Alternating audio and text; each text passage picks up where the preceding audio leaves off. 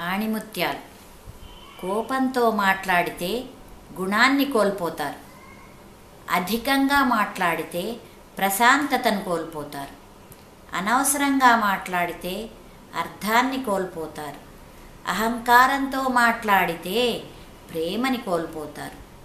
అబద్ధాలు మాట్లాడితే పేరును కోల్పోతారు. ఆలోచించి మాట్లాడితే ప్రత్యేకతతో జీవిస్తారు. వచ్చిపోయేటివి 3: పేదరికం, రోగం, డబ్బు. వచ్చినవి వదిలిపోనివి 3: కీర్తి, జ్ఞానం, విద్య. పోతే రానివి 3: కాలం, యవ్వనం, పరువు.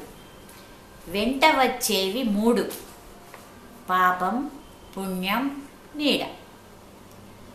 ఈ విధంగా మనిషి జీవితాన్ని సాగించాలి.